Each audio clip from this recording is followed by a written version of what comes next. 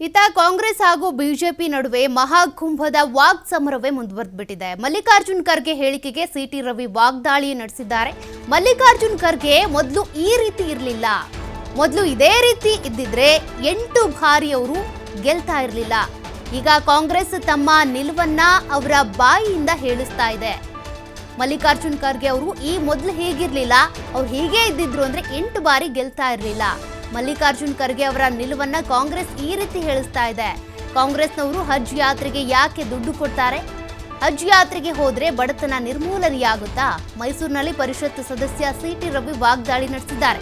ಮಲ್ಲಿಕಾರ್ಜುನ್ ಖರ್ಗೆ ಅವರು ಬಿಜೆಪಿ ನಾಯಕರು ಒಬ್ಬರಾದ್ಮೇಲೆ ಒಬ್ರು ಮುಗಿಬಿದ್ದು ಪುಣ್ಯ ಸ್ನಾನಕ್ಕೆ ಅಂತ ಕುಂಭಮೇಳಕ್ಕೆ ಹೋಗ್ತಿದಾರಲ್ಲ, ಅದರಿಂದ ಬಡತನ ನಿರ್ಮೂಲನೆ ಆಗುತ್ತಾ, ಜನರ ಸಮಸ್ಯೆಗಳ ನಿವಾರಣೆ ಆಗುತ್ತಾ ಅಂತ ಏನು ಪ್ರಶ್ನೆ ಮಾಡಿದ್ರಲ್ಲ, ಆ ಹೇಳಿಕೆಗೆ ಎಂಎಲ್ಸಿ ಸಿಟಿ ರವಿ ಅವರು ಈ ರೀತಿ ವಾಗ್ದಾಳಿ ನಡೆಸಿದ್ದಾರೆ. ಭಾವನೆಗಳ ಬಗ್ಗೆ ಖರ್ಗೆ ಸಾಹೇಬ್ರಿಗೆ ಯಾಕೆ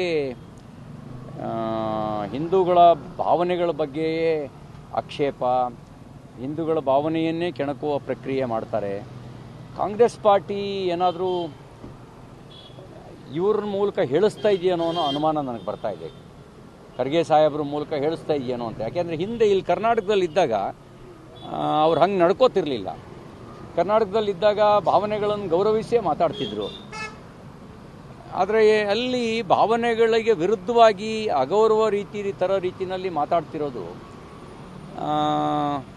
ಬಹುಶಃ ಕಾಂಗ್ರೆಸ್ ಪಾರ್ಟಿ ಖರ್ಗೆ ಸಾಹೇಬ್ರ ಮೂಲಕ ಹೇಳಿಸ್ತಾ ಇದೆಯೇನೋ ಅಂತಕ್ಕಂಥ ಅನುಮಾನ ನನಗೆ ವ್ಯಕ್ತ ಆಗ್ತಾ ಇದೆ. ಇಲ್ಲಿದ್ದಾಗ ಹಂಗೆ ಇರಲಿಲ್ಲ. ಅವರು ಇಲ್ಲಿದ್ದಾಗ ಹಂಗಿದ್ದಿದ್ರೆ ಅವರು ಬಹುಶಃ 8 ಸರಿನೋ ಏನೋ MLA ಮತ್ತು MP ಅದೆಲ್ಲ ಆಗಕ್ಕಾಗ್ತಿರಲಿಲ್ಲ. ಇಲ್ಲಿದ್ದಾಗ ಹಂಗೆ ಇರಲಿಲ್ಲ. ಈಗ ಯಾಕೆ ಆ ಮಾನಸಿಕತೆಯನ್ನು ಬೆಳೆಸ್ಕೊಂಡಿದ್ದಾರೆ? ಅದು ಅರ್ಥ ಆಗದೇ ಇರೋ ಸಂಗತಿ.